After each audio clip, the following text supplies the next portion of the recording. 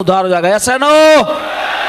तो दोस्तों ऐसे महान पर्सनालिटी को मैं बुला, मैं नहीं बताना चाहूंगा कि कैसे सर को बुलाना चाहिए। इतने ग्रेट पर्सन को मैं सर पे बुलाने वाला हूं।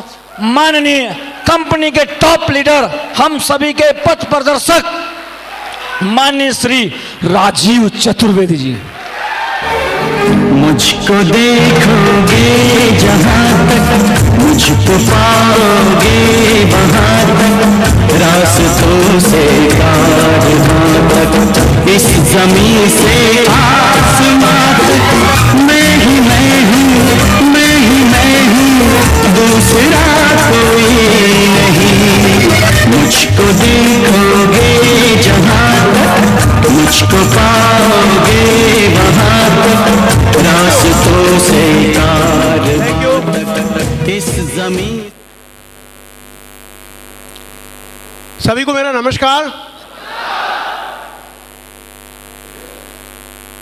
जब से यहाँ आया हूँ लग रहा है कि अभी प्रोग्राम शुरू हुआ है आप लोगों का उत्साह देखकर। तो इतने जबरदस्त लीडर्स और इतनी जबरदस्त टीम के लिए मेरी ओर से एक बड़ा सैल्यूट।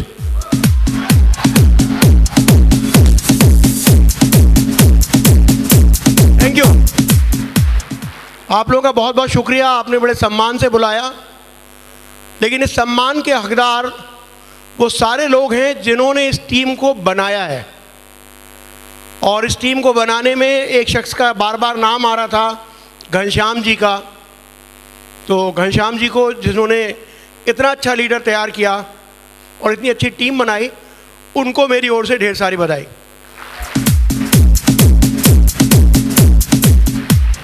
भूषण जी को बधाई, दीपक जी को बधाई, परशुराम जी को बधाई, और बधाई आप सबके मेंटर, और उसके बीच में भी और लोग हैं। रवि जी को बधाई, महेश टेलर जी को बधाई। ये सारे आपके अपलाइंस हैं। माधव जी सारे नाम हो गए? अभी मैं माधव जी से पूछ के आया हूँ कुछ नाम। और इन सबके मेंटर जिन्होंने इस पूरी की पूरी टीम को तैयार किया, मार्गदर्शन दिया, आप लोगों को संस्कार दिए, उस लीडर को जो यहाँ मौजूद है, जो क्राउन लीडर है और उनका नाम है मिस्टर माधव सिंह कुशवाहा, उनको ढेर सारी बधाई। आप लोग को भी। माधव जी के अप्लायंस ग्रेवाल जी,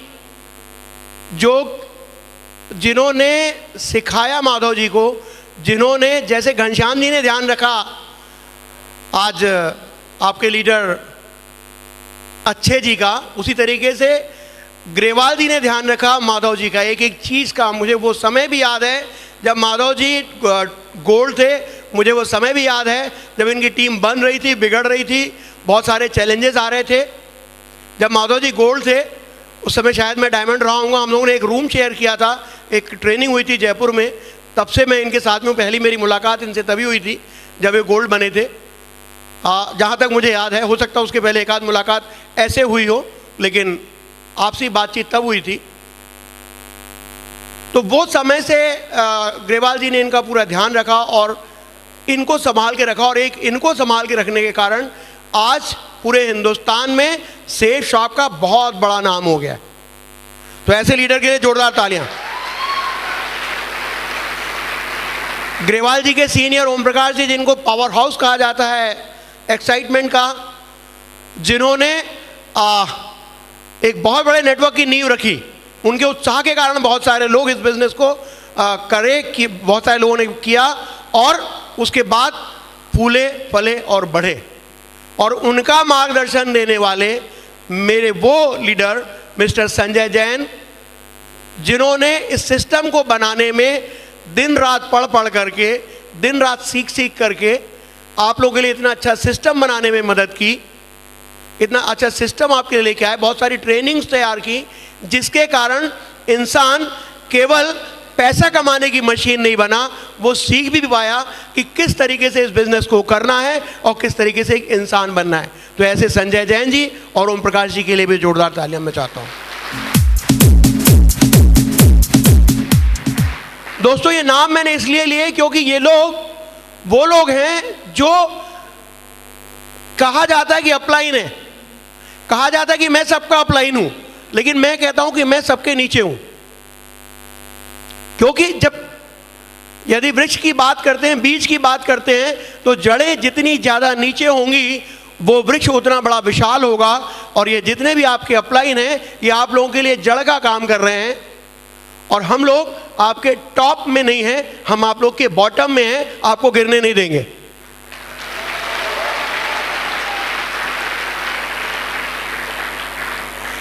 दोस्तों, इस बिजनेस की शुरुआत जैसे आपने की वैसे ही हम लोगों ने भी की थी।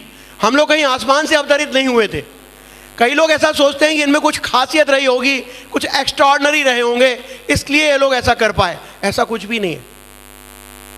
शुरुआत जैसे आपने की, जैसे लोगों ने आपको मना किया। जब आप वो वीडियो देख रहे थे तो आप देख रहे थे कि बहुत सारे लोग अच्छे यादव जी को मना कर रहे थे, और जब उनको मना कर रहे थे मैं देख रहा था कि यहां बैठे प्रत्येक व्यक्ति को बड़ा दुख हो रहा था। और जैसे एक व्यक्ति ने हां कही, यहां सारे के सारे लोग खुश हो गए। आप लोगों ने तालियां बजाई थी उस समय जब पहला व्यक्ति इनके साथ में आया, फिल्म में ही सही। हेलो, ये वो जगह है जहां पर हम दूसरों की खुशियों में खुश होते हैं। ये केवल पैसे कमाने की जगह नहीं है, ये इंसान बनने और बनाने की जगह है, जिसका नाम सेफ शॉप है।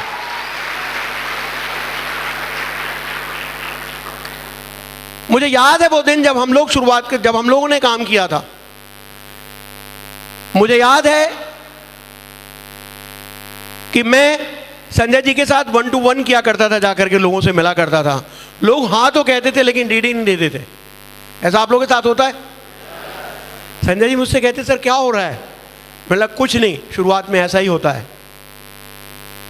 देखा था हम लोगों ने यहाँ सफलता प्राप्त की है। मैंने कहा यदि लोग सफल हो सकते हैं संजय, तो हम भी सफल हो सकते हैं। संजय भी मुझे ढांढस बताते थे और मैं भी उनको हिम्मत दिलाता था। संजय कहते थे सर चिंता नहीं करिए, लाइन लगेगी एक दिन। और मैं कहता था संजय चिंता मत करो, एक दिन ये आंदोलन बनेगा हिंदुस्तान में।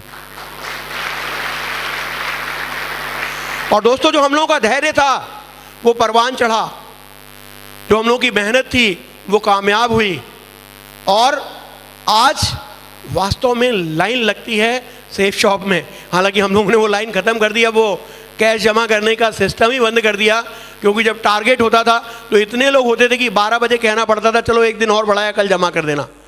इतनी बड़ी बड़ी लाइनें लगने लगी थी। तो अब तो केवल ऑनलाइन हम लोग करते हैं, केवल ऑनलाइन ही पैसे लिए जाते हैं। अब कोई पैसे उस तरीके से नहीं लिए जाते कि आप वहाँ पे जा करके पैसे जमा कर दें, क्योंकि लाइन भी इतनी बड़ी लगने लगी कि वो बर्दाश्त से बाहर थी। तो इंटरनेट तो कितनी भी लाइन बर्दाश्त कर सकता है, लेकिन एक ऑफिस तो कितना भी बड़ा हो उसकी सीमा होती है। मैंने कहा था आंदोलन बनेगा, दोस्त ये आज आंदोलन बन चुका है। आज जब अच्छे यादव जी की पत्नी कहती हैं कि हमारे घर में सब्जी नहीं थी,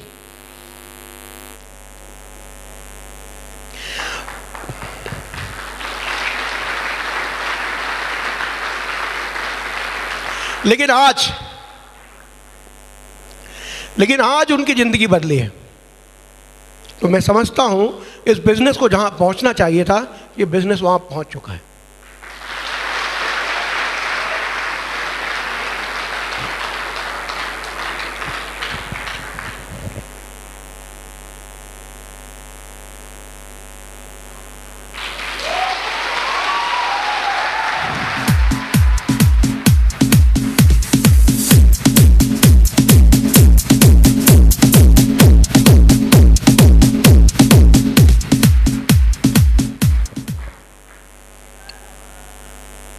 दोस्तों, यही तो सपना था जिन लोगों ने इस देश को बनाया था, जिन लोगों ने इस देश के लिए आज़ादी की लड़ाई लड़ी थी। वो चाहते थे कि देश अपने पैरों पे खड़ा हो, समाज के अंतिम स्थान पे जो आदमी खड़ा है वो भी सामने आ सके।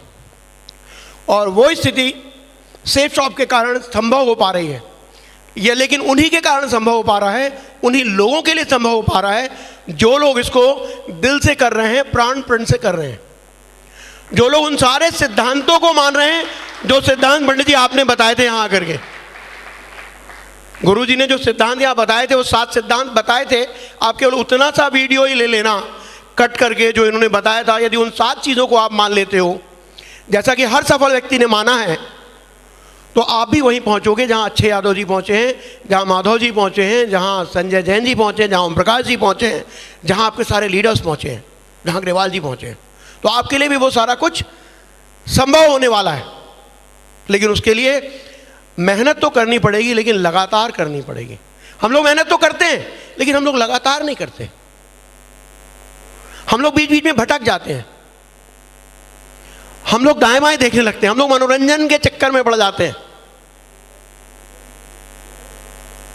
एक बार एक राजा ने क्या किया, उसने कहा कि जो भी व्यक्ति सवेरे से चलेगा और शाम को मेरे महल में पहुंच जाएगा, मैं उसको अपनी पूरी संपत्ति दान कर दूंगा। लोगों ने राजा को चिताया कि आप क्या बोल रहे हो, ऐसे तो बहुत सारे लोग पहुंच जाएंगे। बोले चलिए देखते हैं। राजा ने क्या किया कि जो उसी शहर में, उसी गांव में, पूरे अपने राज्य में मेला लगा दिया, आमोद प्रमोद के साधन इकट्ठा कर दिए। तो लोग तो घर से निकले, उन्होंने कहा शाम को पहुंचना है ना राजा के यहां, तो दिन भर तो हम लोग इसका आनंद ले लेते हैं, शाम को वहां पहुंच जाएंगे। और लोग आमोद प्रमोद में ऐसे डूबे कि एक भी शख्स शाम को राजा के यहां नहीं पहुंच सका। तो ऐसी जिंदगी है हमारी, हमको सब कुछ मिल सकता है, लेकिन कुछ दिनों का त्याग हमको करना पड़ेगा। कुछ दिनों का, बजा लीजिए ताली। कुछ दिनों के लिए आमोद प्रमोद से दूर रहना पड़ेगा।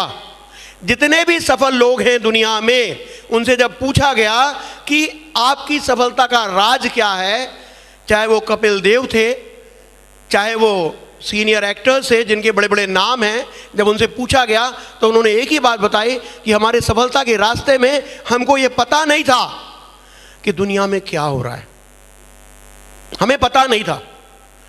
तो हमारे ऐसे बहुत से लीडर्स हैं जिनको नहीं मालूम है कि दुनिया में क्या हो रहा है, लेकिन बहुत से लोग ऐसे भी हैं जो चाहते हैं कि दुनिया में क्या हो रहा है वो भी जान लें और यहाँ से हमें डायमंड का लड्डू भी ले लें। तो दोस्त, दोनों लड्डू एक साथ हाथ में नहीं आते। एक बार डायमंड का लड्डू ले लो, उसके बाद डायमंड का लड्डुओं का कटोरा, थाल या बरसात आपके घर में होने वाली है। आप एक बार लेकिन थोड़ा सा पेशेंस तो रख लो। कहते हैं कि भगवान जब देता है तब छप्पर फाड़ के देता है, सुना है आप लोगों ने? भगवान देता है तो छप्पर फाड़ के देता है, लेकिन जब छप्पर फटता है ना तो हमें कष्ट होने लगता है, और हमें कष्ट होने लगता है और हम कहते हैं भगवान ये एक छप्पर ही तो था, वो भी तू फाड़ रहा है। और हम कहते हैं भगवान ये छप्पर नहीं फटना चाहिए, फिर वो छप्पर फटना बंद हो जाता है। तो दोस्त, जब आपका महल बनना होगा तो याद रखना, सबसे पहले आपका छप्पर फटेगा। उस छप्पर के फटने के लिए तैयार रहना, उस चुनौती को झेलने के लिए तैयार रहना, वो मेहनत करने के लिए तैयार रहना जो सफलता की कीमत होती है। क्या आप लोग सफलता की कीमत देने के लिए तैयार हैं? यदि आप सफलता की कीमत देने के लिए तैयार हैं तो सफलता आपके कदमों में है। लेकिन यदि आप सफलता की कीमत, हर चीज की कीमत होती है, यदि आप सफलता की कीमत नहीं देना चाहते तो आपको वो सफलता कभी भी नहीं मिलने वाली है।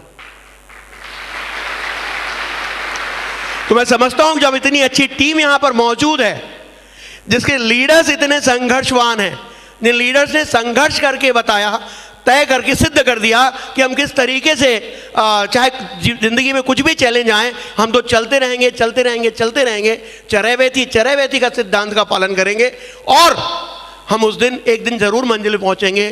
क्योंकि जो बीच राह में बैठे हैं वो बैठे ही रह जाते हैं, जो लगातार चलते रहते हैं वो निश्चित मंजिल को पाते हैं। तो हमें लगातार चलना होगा, हमें रोज चलना होगा, हमें रोज बूंद बूंद करके काम करना होगा, अपना घड़ा भरना होगा। सुबह का समय बिल्कुल भी वेस्ट नहीं करना है। कितने लोग हैं जो 6 बजे के बाद उठते हैं, ये बताइए? अच्छा छोड़िए, कई लोग ईमानदारी स्वीकारोक्ति नहीं करेंगे। कितने लोग हैं जो 6 बजे के पहले उठ जाते हैं? देखिए, समझ में आ रहा है? आधे लोग हैं। तो आपके लिए ये 6 बजे से 8 बजे तक का जो समय है, ये आपके लिए बोनस सिद्ध हो सकता है। और 6 बजे उठ के भी कुछ नहीं होने वाला है यदि 6 से 8 कुछ नहीं किया तो। केवल उठना नहीं है, मालूम पड़ा उठने के बाद आपने क्या किया कि टीवी चला लिया और टीवी के आगे बैठ गए, या फिर कोई दूसरे ऐसे अनप्रोडक्टिव कामों में लग गए जिसका कोई आपकी ज़िंदगी में योगदान नहीं है, ऐसे कामों में लग गए। ये 2 घंटे बहुत महत्वपूर्ण हो सकते हैं। आप तैयार हो सकते हैं, आप उसमें ध्यान कर सकते हैं, आप उसमें आधे घंटे में आप थोड़ी बहुत एक्सरसाइज भी कर सकते हैं।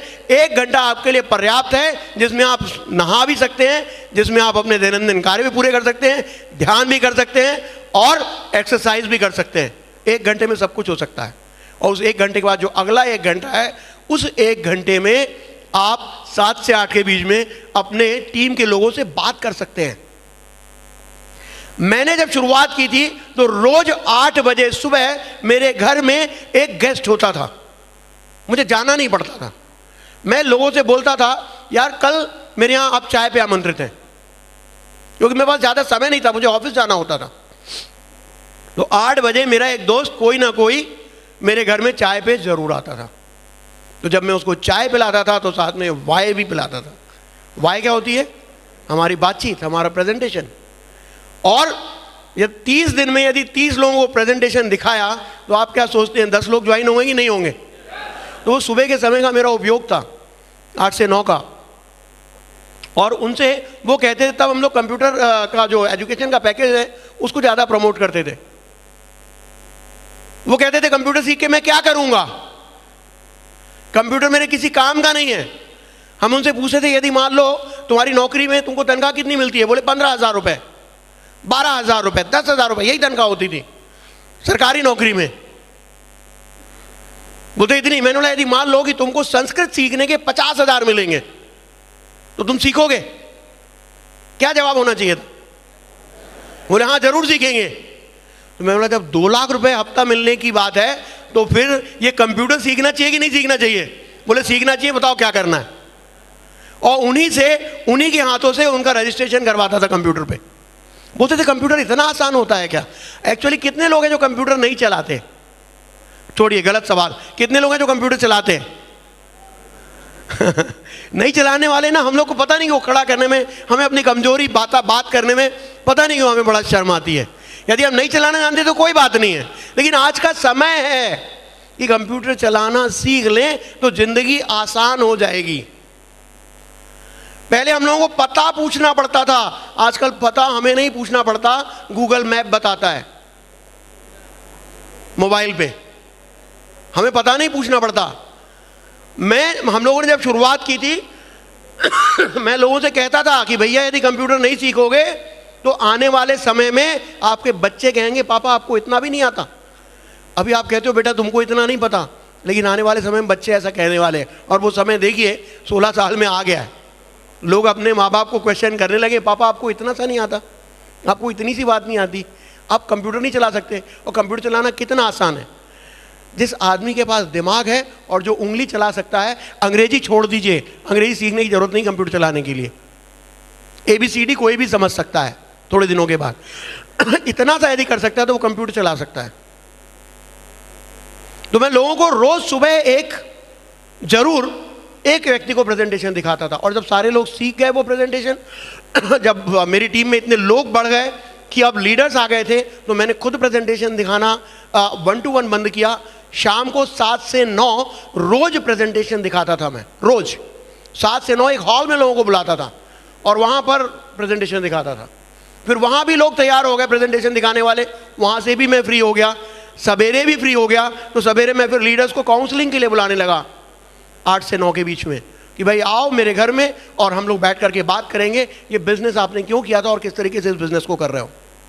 मेरे पास समय नहीं होता था को मुझे 11 से 5 ऑफिस होता था कहने के लिए, लेकिन कभी मैं 7 बजे, कभी 9 बजे, और जब और भी काम होते थे तो कभी कभी रात भर भी हम लोगों को ऑफिस में बैठना पड़ता था, कभी जिम्मेदारी की नौकरी थी। लेकिन उसके बावजूद रोज लगातार मैंने सेफ शॉप के बिजनेस को किया। कहना गलत है, मैंने बिल्कुल नहीं किया इस बिजनेस को, मैंने इस बिजनेस को जिया है। इस बिजनेस को मैंने खाया है, इस बिजनेस को मैंने पिया है, इस बिजनेस को मैंने सोया है, और इस बिजनेस को मैंने जो भी आप कह सकते हैं, मैंने दिन रात मेरे दिमाग में केवल एक ही बात चलती थी। जैसे घड़ी की टिक टिक चलती है वैसे दिमाग में केवल safe shop, safe shop, safe shop, safe shop, safe shop, safe shop, बस यही चलता है। तो जब आपका फोकस यदि किसी एक जगह पर है, यदि आप सवेरे से लेकर रात तक हमेशा ये कहते हैं कि मैं डायमंड बन गया हूं, मैं डायमंड बन गया हूं, मैं डायमंड बन गया हूं, तो कहते हैं 24 घंटे में एक बार सरस्वती आपके जबान पे निवास करती है, तो एक बार कई बात तो पूरी हो ही जाएगी। तो आपको हमेशा एक बात ध्यान में रखनी है कि आपका जो सबकॉन्शियस माइंड है उसको स्वीकार करने भर की बात है।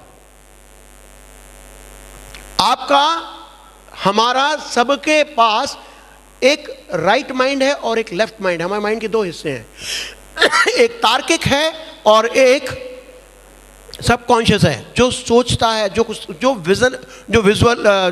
विजनरी होता है। तो जब आपका अपलाइन कहता है कि तुम डायमंड बन जाओगे, जो तार्किक दिमाग है वो कहता है यार ऐसा कैसे हो सकता है। मैं आज तक कभी, वो कह रहे थे ना अभी आपके लीडर अच्छे यादव जी, कि मैं हमेशा ना, माधव जी कह रहे थे कि मैं हमेशा सेकंड आया, बीच में आया, ना टॉप में आया ना कभी बॉटम में आया। क्यों? क्योंकि ऐसा होता आया, कभी ऐसा हुआ ही नहीं कि मैं टॉप पे आया, तो यहां कैसे टॉप पे आऊंगा। लेकिन यहां टॉप पे बैठे कि नहीं बैठे। मुझे मेरे एक शिक्षक, जब हम लोग ऐसे प्रेजेंटेशन दिखाते थे, शुरुआती दिनों की बात है, मेरे स्कूल के एक शिक्षक थे, वहां बैठे हुए थे, उन्होंने बोला राजीव तुम बोलते हो सब लोग डायमंड बन जाएंगे, सब डायमंड बन जाएंगे, ऐसा कैसे हो सकता है। कभी ऐसा होता है कि क्लास में हर आदमी फर्स्ट आता है? होता है ऐसा? उन्होंने मुझसे पूछा कि राजीव ये बताओ, तुम कहते हो सब डायमंड बन जाएंगे, मैं भी नहीं बना था तब, ऐसा कैसे हो सकता है कि हर आदमी डायमंड बनेगा, हर आदमी फर्स्ट आ जाएगा, ऐसा कैसे हो सकता है। तो मैंने उनसे कहा कि सर आप सही कह रहे हो, क्लास में हर आदमी फर्स्ट नहीं आ सकता, लेकिन यहाँ हर आदमी डायमंड बन सकता है। क्योंकि यहाँ हर आदमी फर्स्ट आ सकता है, क्योंकि यहाँ फर्स्ट आने के लिए एक साल नहीं है, आप 2 साल में बन सकते हो, आप 3 साल में बन सकते हो, आप 4 साल में बन सकते हो, आप 5 साल में बन सकते हो, यह आपके हाथ में है। तो यहां बैठा हर आदमी फर्स्ट आ सकता है, यहां बैठा हर आदमी डायमंड बन सकता है, बस कीमत उतनी चुकानी पड़ेगी जितनी अच्छे यादव जी ने चुकाई है, जितनी आपके सीनियर्स ने चुकाई है, वो कीमत बस आपको देनी है। क्या वो कीमत देने के लिए आप तैयार हैं? तैयार हैं? आप लोग इतने कमिटेड हैं ना कि सवेरे से मैं देख रहा हूं लगातार अपनी सीट से आप हिले भी नहीं है। आपको कौन आपकी सफलता से हिला सकता है? कोई नहीं हिला सकता। मुझे आने वाले समय के जो 1000 डायमंड की बात कर रहे थे माधव जी, वो सारे के सारे यहां बैठे हुए दिखाई दे रहे हैं।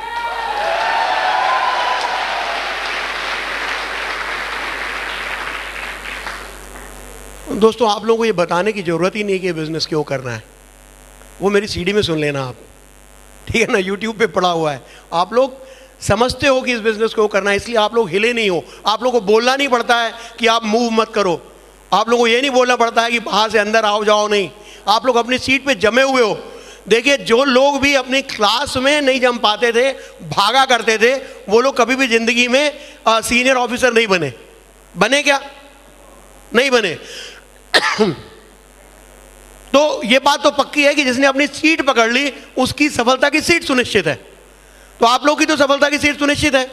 चलो क्लास में नहीं बैठे, यहां बैठना शुरू कर दिया आपने, क्योंकि एक जगह जमकर बैठना बहुत जरूरी है। यदि आप जम करके बैठ गए तो कोई आपको नहीं उठा सकता, फिर आपकी सफलता आपको मिलनी है। तो आप लोगों का कमिटमेंट इतना शानदार है कि आप लोग खुद समझते हैं इस बात को, आपको किसी को बताने के, आपके लीडर्स इतने जबरदस्त हैं कि उन्होंने आपको सिखाया है कि किस तरीके से आपको अपने सीनियर्स का सम्मान करना है और किस तरीके से इस बिजनेस को लगातार करना है। तो वो संस्कार आपको दिए हैं। मैं कह रहा हूं कि जिंदगी में कभी भी काम करने की जरूरत नहीं है यदि आप अपनी पसंद का काम कर लें, क्योंकि जब आप अपनी पसंद का काम कर रहे होते हैं तो आप काम नहीं कर रहे होते हैं, आप एंजॉय कर रहे होते हैं। और जिस काम को आप एंजॉय कर रहे होते हैं उसमें कब आप वहां पर पहुंच जाते हो जहां पर पहुंचने के लिए आप आए थे, आपको पता भी नहीं चलता है। जब हम लोग सवेरे यहां बैठे थे हमें पता ही नहीं चला, मुझे पता नहीं चला। मैंने आज तक इतने, आप जैसे आज का कार्यक्रम हुआ है ऐसे कितने कार्यक्रम देखे मैं गिन भी नहीं सकता हूं, लेकिन उसके बावजूद मुझे आज भी यहाँ बैठने मजा आता है, मुझे आज भी आप लोगों की बात सुनने मजा आता है। क्यों आता है? क्योंकि लोग, किसी ने मुझसे पूछा कि राजीव जी बताइए इस बिजनेस में आपको क्या मिला, आप कैसा महसूस करते हैं इस बिजनेस में आकर के, जानना चाहेंगे? मुझे लगा कि मेरे पता नहीं कितने सारे जन्म सार्थक हो गए यहां आकर के, क्योंकि ये जिंदगी तो मैं कभी भी जो नौकरी कर रहा था वहां आकर के ये सुख मैं कभी नहीं हासिल कर सकता था।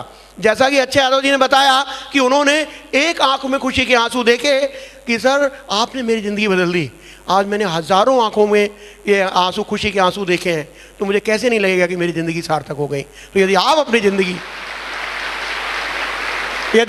ज़िंदगी सार्थक करना चाहते हैं दोस्तों, तो इससे अच्छा काम है ही नहीं, इससे अच्छा काम है ही नहीं। नौकरी करेंगे सुनना पड़ेगा, बिजनेस करेंगे कब पॉलिसीज चेंज हो जाएं, नई चुनौतियां आ जाएं, उनको झेलना पड़ेगा। झेल रहे हैं लोग, लेकिन बेहतरी के लिए काम हो रहा है, और जब बेहतरी के लिए काम हो रहा है तो हमेशा कष्ट होता है, लेकिन उसके कारण क्या, जो बीच में धक्के लगते हैं ना, वो धक्के से हिलने लगता है इंसान। तो चाहे छोटा बिजनेस हो या बड़ा बिजनेस हो, धक्के लगते हैं। एक हमारा ही बिजनेस है जिसमें कम से कम आर्थिक धक्का नहीं लगता है, मन को धक्का लगता है किसी ने मना कर दिया तो। लगता है कि नहीं लगता है? किसी ने मना कर दिया यार नहीं करूंगा ना, तो बड़ा दिल खराब होता है। लगता है ये छोड़ो अपनी घंटी माला और चले अपने घर, बोले नौकरी कर लेंगे लेकिन किसी का ना नहीं सुनेंगे। लेकिन दोस्त, जिसको भी बड़ा बनना है ना, वो ना सुन करके ही बड़ा बना है। और हमारा बिजनेस जिसमें ना सुनने की भी कीमत मिलती है, मालूम है आपको कितनी कीमत मिलती है ना सुनने की? हाँ जी, 2 लाख पर वीक। वो तो बाद में पता चलता है, डायमंड बनने तक कितनी कीमत मिल चुकी होती वो मैं आपको बताता हूं। हमारे प्रेजेंटेशन में जब हम लोग बताते हैं कि एक व्यक्ति इस बिजनेस में आता है तो कितने पैसे मिलते हैं? हाँ जी, 500, दूसरा आ गया तो 500 यानी 1000, और ये 2 लोगों को ज्वाइन कराने के लिए कम से कम 10 लोगों को बिजनेस दिखाना पड़ता है। तो 10 लोगों में 1000 आए तो एक आदमी पे कितने मिले? 100 रुपए।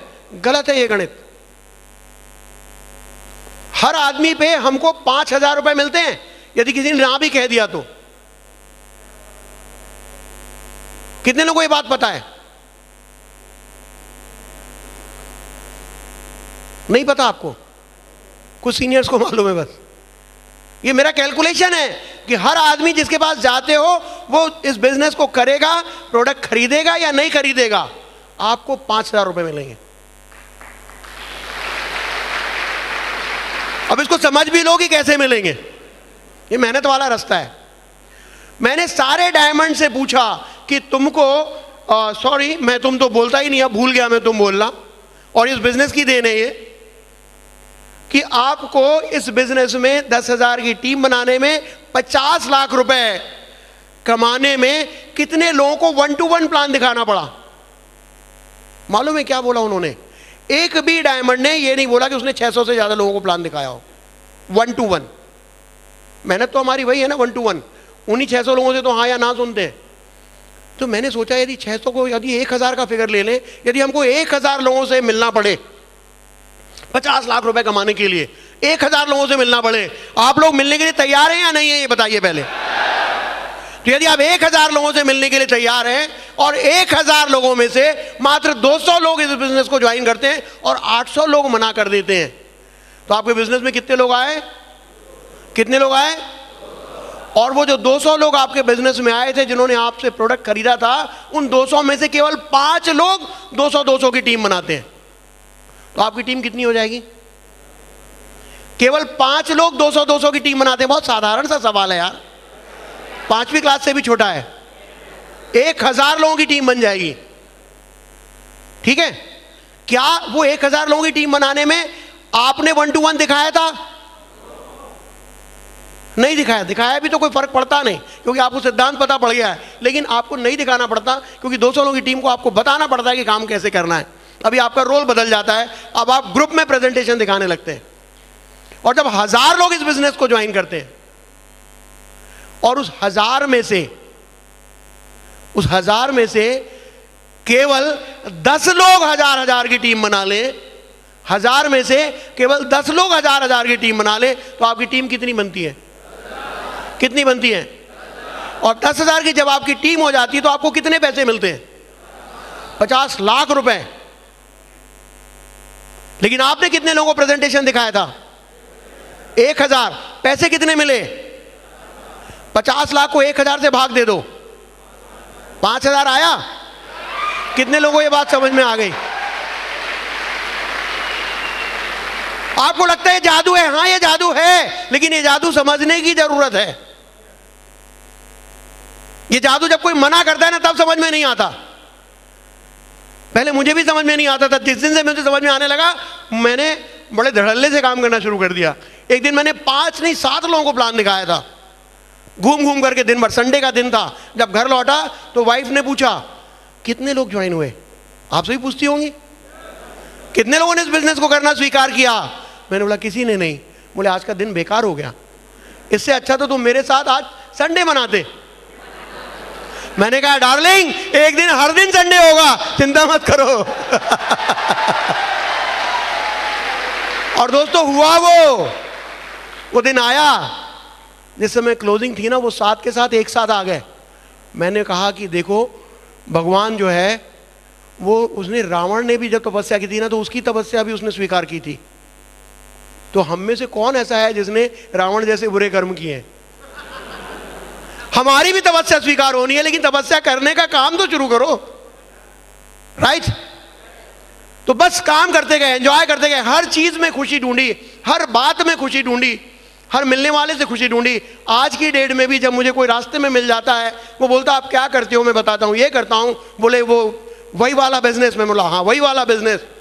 तो बोलता उसमें ये होता वो होता। मैंने नहीं, एक बार तुम समझ लो, मेरे दोस्त हैं लखनऊ में, तो लखनऊ वाले व्यक्ति को बता दिया, कैलकाटा में तो कैलकाटा वाले को बता दिया।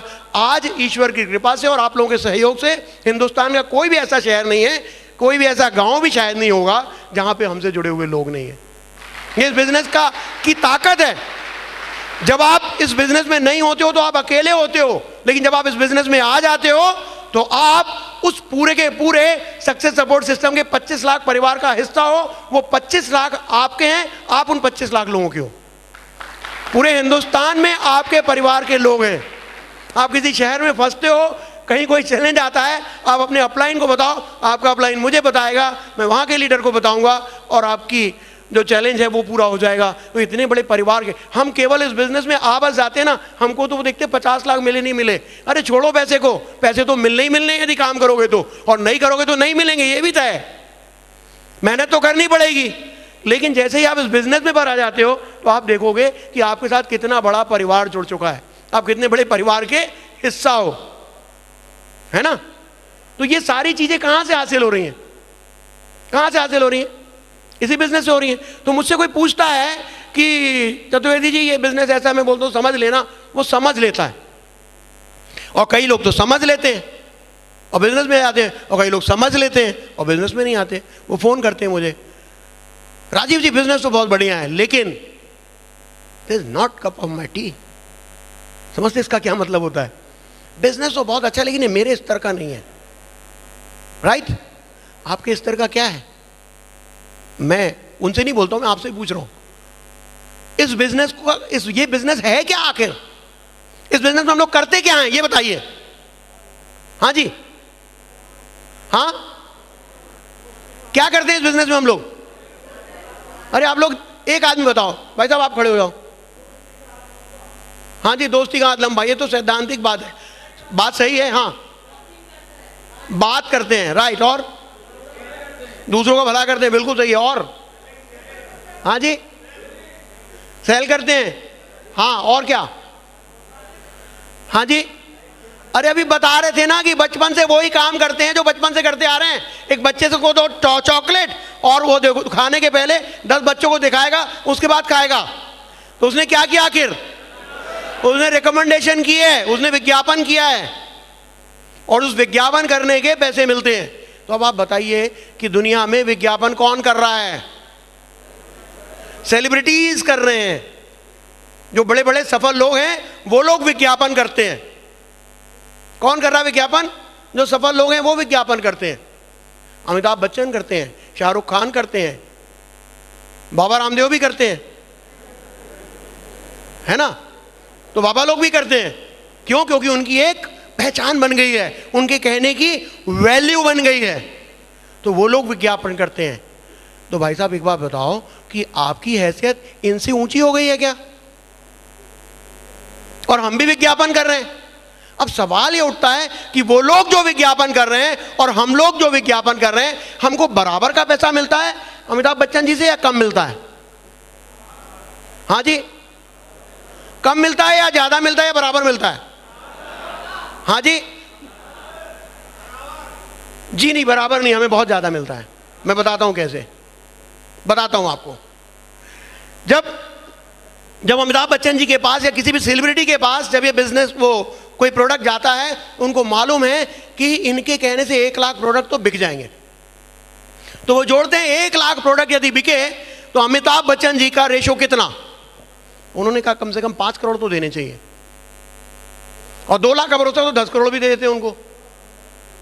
तो यदि 1 लाख का हम उदाहरण समझते हैं कि मान लीजिए उनके कहने से 1 लाख प्रोडक्ट बिक रहे हैं, तो उनको कितना मिलता है पहली बार में? उसके बाद तो प्रोडक्ट अच्छा होगा तो और बिकेगा, नहीं चलेगा तो नहीं बिकेगा। लेकिन अमिताभ बच्चन जी को तो एक ही बार पैसा मिला, उसके बाद कब मिलेगा? जब दोबारा विज्ञापन करेंगे, है ना। तो एक बार 1 लाख लोगों को बताया और कितना मिला? 1 लाख लोगों ने प्रोडक्ट खरीद लिया, कितना पैसा मिला? 5 करोड़। तो आप लोग के कहने से जब 1 लाख प्रोडक्ट बिकते हैं तो आपको 5 करोड़ मिलते कि नहीं मिलते? लेकिन 1 लाख प्रोडक्ट आपने शुरुआत में 10 प्रोडक्ट बिकवाए, उन 10 लोगों के साथ मेहनत की, 100 प्रोडक्ट बिकवाए, 100 लोगों के साथ मेहनत की, 1000 प्रोडक्ट बिकवाए, 1000 लोगों के साथ मेहनत की, 10,000 प्रोडक्ट बिकवाए, 10,000 लोगों के साथ मेहनत की, 1 लाख प्रोडक्ट बिकवाए। जब 1 लाख प्रोडक्ट बिक जाएंगे, आपका बिजनेस का बैलेंस बनेगा 50,000 लेफ्ट, 50,000 राइट। आपको कितने पैसे मिलने वाले हैं? हाँ जी, 10,000 पे 50 लाख, तो 1 लाख पे 10,000 पे 50 लाख, तो 1 लाख पे 10,000 पे 50 लाख, तो 1 लाख पे। गणित नहीं समझ में आ रहा ना, हजम नहीं हो रहा है। यदि 10,000 लोगों पे 50 लाख रुपए मिलते हैं तो 1 लाख प्रोडक्ट बिकवाओगे तो कितने मिलेंगे? तो अमिताभ बच्चन जी के बराबर मिले या कम मिले? अभी तक तो हिसाब बराबर है, लेकिन अब आगे की कहानी। अमिताभ बच्चन जी को दोबारा चाहिए तो दोबारा विज्ञापन करना है।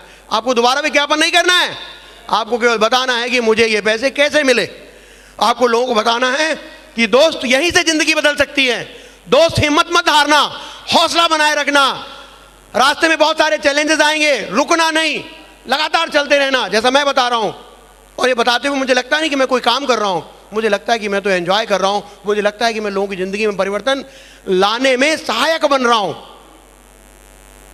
मैं नहीं बदल रहा हूं किसी की जिंदगी। लोग कहते जरूर है सर आपने जिंदगी बदल दी, लेकिन मुझे इस बात का कोई भ्रम नहीं है कि मैंने जिंदगी बदली है। मैं तो केवल लोगों के लिए सहायक बन रहा हूं, और उस सहायक बनने के बदले में मुझे पैसे मिलते हैं, और वही पैसे आपको भी मिलने हैं। सोचो कभी ऐसा हो तो क्या हो। सोचिए यदि आपके साथ ऐसा हो तो क्या हो, जब आपके पास परशुराम जी जैसे 1 लाख से ज्यादा लोगों की टीम होगी। परशुराम जी की टीम 1 लाख से ज्यादा है, मरकरी हैं, अच्छी जिंदगी जी रहे हैं, पहले भी जिंदगी जी रहे थे, केवल जिंदगी जी रहे थे, अच्छी जिंदगी नहीं जी रहे थे। दोस्तों याद रखना, कंफर्टेबल लाइफ हमेशा ग्रेट लाइफ की दुश्मन है। तो हमेशा यदि किसी चीज से हेट करना तो वो हेट है कंफर्ट। कभी भी कंफर्ट कॉम्प्रोमाइज मत करना कंफर्ट के साथ में। जब आप कंफर्ट के साथ में कॉम्प्रोमाइज करते हो तो क्या होता है कि आप ग्रेट लाइफ के दुश्मन हो जाते हो। आपको ग्रेट लाइफ कभी मिल नहीं सकती। तो फिर मैं आता हूं उसी मुद्दे पे कि एक आदमी जब हां कहता या ना कहता तो आपको कितने मिलते हैं? कितने मिलते हैं? 5,000। अभी क्लियर है मामला? तो अभी यदि मान लीजिए किसी को फोन किया, वहां पहुंच गए, पेट्रोल भी खर्च हुआ, शायद आपने चाय भी पिला ली, खर्च हो गया लगभग 100 रुपए, तो ये 100 रुपए का जाने का दुख तो नहीं गाओगे ना? दुख तो नहीं गाओगे ना? क्योंकि कितने बचे? 4,900 रुपए बचे हैं। लेकिन मिलेंगे कब? जब आप पूरी 1,000 की काउंटिंग कर लोगे तब।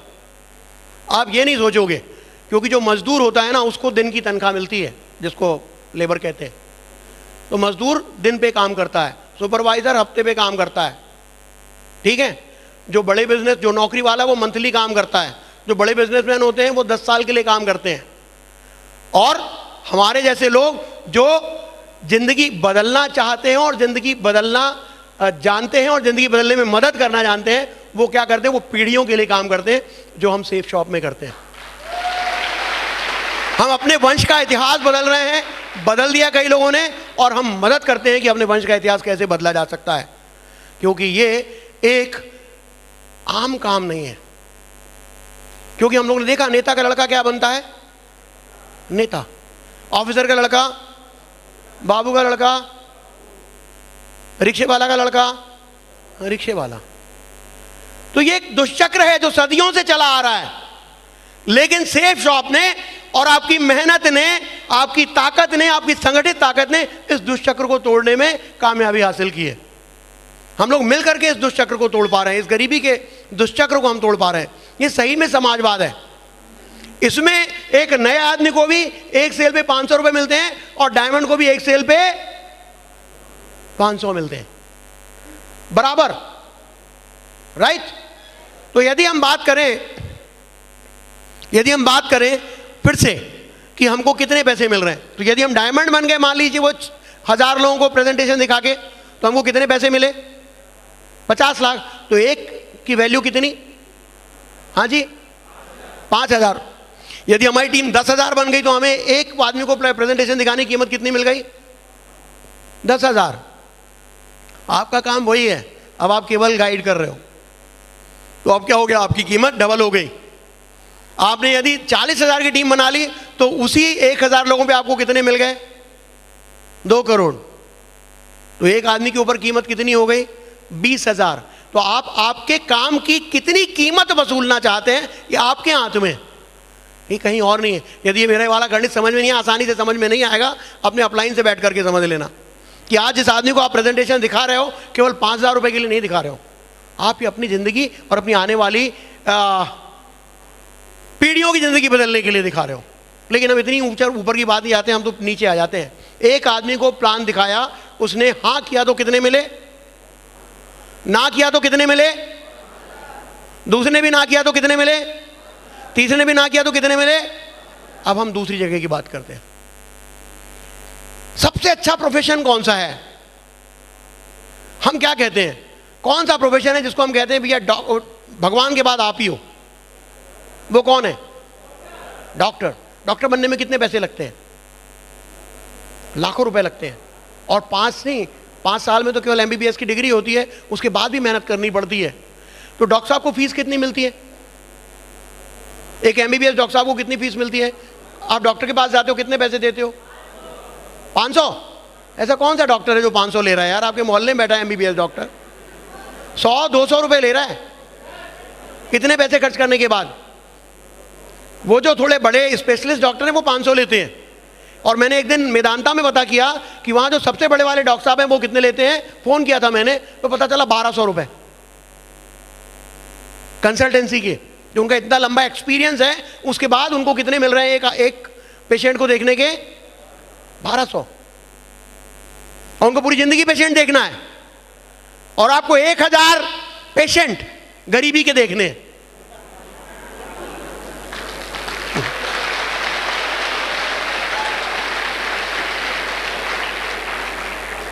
जिस पेशेंट का आपने इलाज किया उसके भी और जिसका नहीं किया उसके भी कितने मिलने वाले हैं आपको। कौन सी डिग्री कर ली थी आपने जो नाराज हो जाते हो।